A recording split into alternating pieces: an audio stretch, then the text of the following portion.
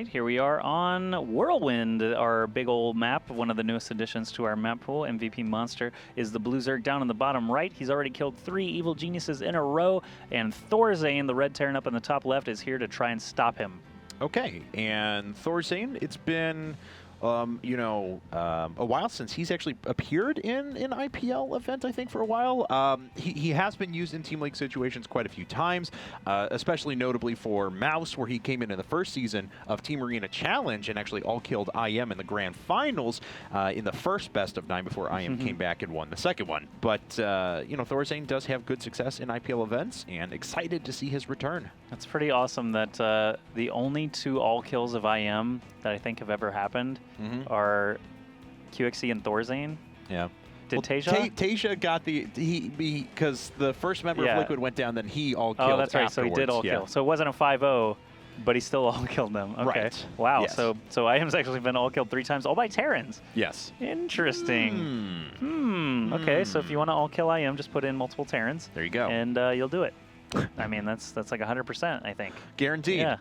Yeah. Just do it. I mean, you can play, and I'll just do mineral-only builds, make lots and lots of Marines, command centers, and go at them. Yes. Go do it. That's 11-11 racks every game. Sure. They won't pick up on it. Easy game. The map is Whirlwind, though. It's a huge map. It's an enormous map. And as such, looks like we're going to get a command center first for Thorzane. Not too surprised to see that. And we are spawning cross positions on top of that. So it is going to be a while before they find each other. Now, Terran players have been favoring putting their third base down here. Zerg players have been favoring putting down their base here, and I think that makes kind of an interesting dynamic. It's a little bit less exposed, gives them, the opportunity to defend in a little bit more open ground. There's more flanking opportunities rather than here at the third, where if Terrans are able to get in, they can actually assault multiple bases at the same time with well-positioned tanks. Yep, I was just thinking to myself, because that's what I do. I have a little bit of ADD during the early game.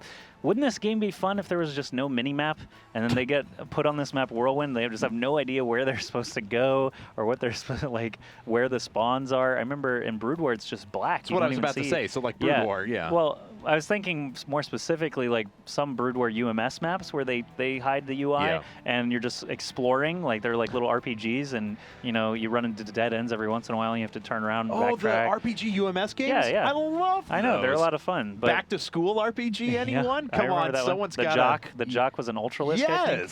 Yeah, so I definitely remember that. Of course. Oh. I mean, that's what I was, I guess, 12 or 13 probably when I started playing those UMS games. Yeah. And that's what I like to do, because I wasn't fast enough to beat anybody in StarCraft, except Hydra drops and lucky drops and things. That's big game hunters. That's why I got into StarCraft 2. So UMS. Yeah, I'm sure you were very thrilled with the UMS scene that happened with StarCraft 2.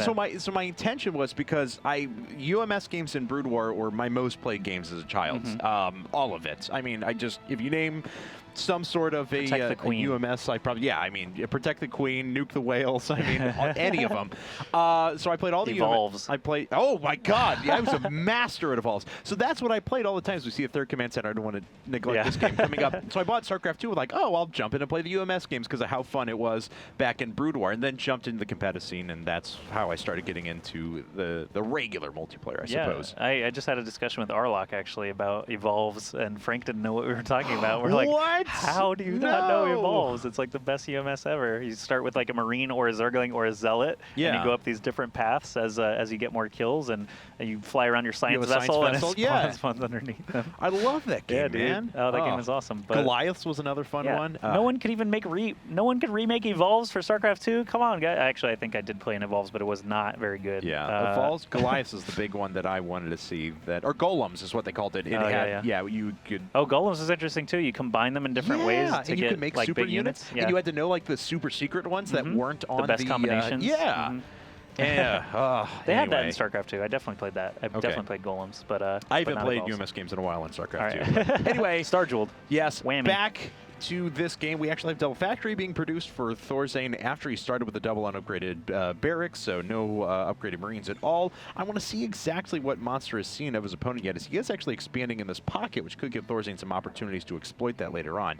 All he knows is that he's mining gas off of a second base. That's Indeed. Indeed he is, and we've got 2 factories actually being put up at a time for Thorzane, so actually no quick starport for him. He's going to go pretty heavy into mech, it seems, and you know, Puma last game didn't really give a lot of information to for Thorzane to work off of. He's like, okay, so you left your ramp down and a bunch of Zerglings came in and killed you. That's kind of hard to build off of, but that's a lot of queens from Monsters slowly trying to make their way over to these Marines, and that hatch is going to have such little health, even if it does make it. Oh, wow, he actually let it finish. I can't believe that. Transfusions, of course, are going to help it, but that's going to be so easy for Thorzane to kill later on if he doesn't just dump a bunch of transfusions into that. Okay, well, all these queens, of course, went towards producing a huge amount of Creep Tumors, and it looks like those are going to get out on the map. So Monster does hold on to the hatchery, at least for the time being. Yeah, he transfused it up twice. Looks like he's probably going to need about 6 or 7 more of those.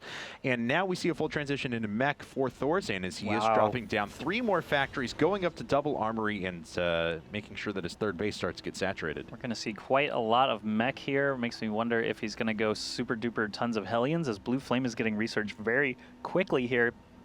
We've seen Gumiho and Beyond, and actually even C, have some success against Hyun in our fight clubs by going mech. Those are basically the best examples of TVZ mech that we've seen recently, and Gumiho just had a great flair for these Blue Flame Hellions, being able to get in and do a lot of damage. Thorzane is very, very good at it as well. Lucifron actually in TVZ recently has shown quite a lot of Hellion play that's very, very effective, so we'll see if Thorzane can basically follow in the footsteps of those guys to try and kill a lot of drones. Monster does have quite a lot of time to be able to prepare for this, though, as the map is pretty large, and you know, he's got some queens kind of scattered around. He might actually just want to put up some spine crawlers nonetheless. He's got 7 queens, as a matter of fact, so a huge amount. So we can see the creep spread is ridiculous at this stage of the game. He's got so many active creep tumors. The Hellion's just waiting to find an opportunity to sneak on through, but there's really not one at the moment. All right, with Baneling Nest about to finish, that's some additional Hellion defense that will certainly help out Monster if these Hellions do show up unannounced. We've got a Spire coming up, so Monster actually looking to build some more mutas to be able to deal with those Hellions on the ground. Oh, Supply Depot's left down again. I said that Thorzane couldn't learn much from that, but apparently he could have, as lots and lots of Lings get in here. They might actually be able to take out the Thor, but the fact that the Blue Flame Hellions are there to help him out means that he will live with quite a large chunk of health remaining. I love that he's starting to build the Supply Depot wall here. Unfortunately, more Zerglings are getting in and delaying this, but delaying mech isn't going to be the worst thing you can do to a mech player necessarily. I mean, because Thorzane can take a couple losses here, and it's not the biggest deal. He just needs to sit back and kind of execute his strategy and make sure that he continues to build up these forces, which he is doing. He's only lost 6 workers so far. Looks like a few more are going to go down. This is pretty good damage. That was certainly worth it. Getting up to double-digit SCV kills, basically with 9 kills, I believe, there at the end, but he does have a chance to get some more Hellions moving very quickly to intercept these Zerglings, so no more SCVs need to die, but looks like some Hellions will die instead. Just so many Lings from Monster being able to take those out. More Lings showing up. This is actually a crazy amount of Lings for how many Blue Flame Hellions he's seen. Yeah, so how many resources have been lost so far? 67 units have gone down already from Monster. Of course, those are all purely Lings at this stage of the game. And Thorzane, you know, when he did have that Marine hit squad down there, he was just trying to take out the hatchery, so it couldn't actually kill a lot of units. Didn't actually get the hatchery either. Monster taking a 4th base right now still seems to be pretty secure. Thorzane, I believe, had 3 Thors walking around, though, so these mutas might not be as effective as Monster wants them to be. He does have quite a lot of them, though. Mutaling, Baneling, still very effective against siege tanks more so than Thors, but we'll see if this encounter goes his way or not. I like the pressure strategy from Monster so far. We'll see if it continues to work, as he has already lost a few of these mutas right away. The Banelings trying to roll on through, and they do take out most of the Blue Flame Hellions. 2 of the Thors have gone down as well, and looks like just 2 Thors remaining. Once again, the supply depots are lowered, and nothing really going to stop those. The Thors, though, managing to survive there. Finally, one goes down off to the side, and the stream of units just keeps pushing forward now for Monster. Yeah, it's kind of interesting. Monster is taking out everything on the way, but I like the way that the Thors were kind of staggered there, so the mutas would get in range of one. As they were taking out the next Thor, they would get in the range of another Thor, and we do actually have more Lings coming into this space, taking out a bunch of SCVs. There's nothing to stop them. Hellions are in the natural base of Monster, though, taking out quite a lot of drones, so it is a pretty interesting trade going on there. 2 more factories being added on for Thorzane. 18 roaches about to pop out for Monster, so he's actually switching gears a little bit, which is kind of interesting because the Lings seem to be doing pretty good work for him so far. This feels like a slap fight so far between these two players. They're just kind of throwing things up at each other and hitting each other in the face over and over again. But not a lot of lasting damage has been done to both sides. I mean, Monster's sitting on 4 bases now, and though he's lost workers, he's killed a bunch from Thorzane, so they're both pretty even in that regard, especially once you add in mules. This follow-up attack could do some damage. We'll see if Thorzane can get through. No, it looks like the roaches are going to retreat. Few workers will still die. How many can he get? Oh, a lot, I'm thinking. The fact that they get in there at all, I mean, the blue flame just does so much damage. The fact that they situated right in the middle of them and Monster did not pull them back to try and get closer to the queens and roaches meant that those Hellions had just plenty of time to work their way in and get all that damage in. 4 Thors at a time being made for Thorzane. I really like that. I mean, his name is Thorzane. So, I mean, he still hasn't built any Zanes yet, which is kind of disappointing, but a lot of Thors make up for it. I guess so. I don't know. I mean, I'd like to see some more higher Zane content here. But with 4th, how many Thors does he actually have out right now? 7! 7 Thors along with 2/2 upgrades. His opponent does not have any weapons upgrades, so it is going to make him a little bit weaker here, and he's actually repairing up those Hellions. Needs to start repairing up the Thors, but still there's enough damage there that Thorzane can push that back. All right, so Thorzane, every time Monster slams into him, he manages to stay alive, and every time he lives with some Hellions intact, he sends them back over. He's doing it once more every time, so he's got a chance to toast some more drones. I don't think Monster actually has any workers at that base just yet. He is going to come in and just take a look around. Doesn't need to stick around, though. As long as that thing's not mining, it's not going to matter that much. And this time, Monster is well ahead of the curve, able to get those roaches in place before the Hellions can just plop themselves down in the mineral line and go crazy. Look at this. A bunch of creep tumors actually being placed in the middle of the map so he can spread even faster rather than waiting for the ones closer to his base to be able to populate. Okay, so Thorzane running out with more Hellions. That's just a barracks, though, off to the side. Never mind. Nothing exciting there. Nothing to see here. Still no starport. I don't think it's been produced the entire game. So I haven't seen one yet. No options through the air, unfortunately, for Thorzane, but doesn't look like he needs them quite yet. That's a million creep tumors, but Monster has actually waited on those for a while. Now he's connecting them through the middle of the map. All right, Hellions. Oh, once that base does actually get some workers, Thorzane is ready to go and takes advantage of it. He's going to toast a lot more drones. The roaches do finish off the Hellions, but look at 39 workers killed now for Thorzane overall. He's got quite a large standing force of Thors. I wonder if he ever feels confident enough to actually move out. Is he just going to bring all of his SCVs along for the ride to try and act as a repair force? Because I think that would definitely help him out. No siege tanks have been built for Thorzane this entire game. But he's making 3 more command centers, and really, what else do you need? This Hellion is actually, well, possibly. This Hellion will actually snag 3 more kills. Transfusions on drones to keep them alive. Wow. But it's kind of for naught as another Hellion actually, or the Hellion actually kills 1 more worker. Okay, Monster teasing at the front of Thorzane once again, but Thorzane looks like he does have the confidence to start moving out. Double-click those Thors for us, see how many he's got actually. Oh, he's got 11 of them standing here, all full energy, curiously enough. They have not been using their strike cannons that are not researched, and no one ever researches, so weird to see that. But oh, here we go, lots and lots of roaches actually more or less trapped in here. The Hellions going to approach from the side. Obviously, the roaches will be able to plow through those, but with the Thors still standing, oh, this is going to be really interesting. These Thors are actually caught off guard by themselves. They're all going to get taken out. Those Banelings traded horribly inefficiently, though. They did not hit any of the Hellions, so they're just trying to soften up the Thors, I suppose, deal a little bit of splash damage out to them, and it looks like Thorzane will actually deflect this attack 1 more time. He's just now getting a 4th base up, and it is going to become a planetary fortress, but still, I don't know. This just feels like such a slugfest to me. That was, Yeah, it's been very, very constant attacks from both sides. Thorzane does not have a follow-up this time, though. No Hellions available to run back to the drones. Monster forces a lift on that fourth base of Thorzane. He can basically just hang out there for a little bit. His reinforcement is coming from the right side. I'm not sure what that actually is. Oh, it's just another pocket of roaches. So he's actually going to try and split Thorzane. That is one thing about Thors. They are quite slow to be able to respond to split pushes like this. You can see they're just sitting in a big box like that. Oh, but the Thors might be able, the roaches might be able to get in all the way to the Thor. They're at least going to force those SCVs off the line to start repairing, so he's going to deny a little bit of mining time. Can't really get anything done on the left side, but he is buying himself more time to get those bases fully operational. Thorzane hasn't been able to counter for a while. All right, no fifth base yet from Monster, which I guess I'm a little bit surprised. I would figure he would start adding them on in the future. How many workers does he still have? Only 55, so he's going for just kind of as big of a roach army as he possibly can, and then just slamming it into his opponent. Yeah, I agree. I'm very surprised that he has not taken a fifth base.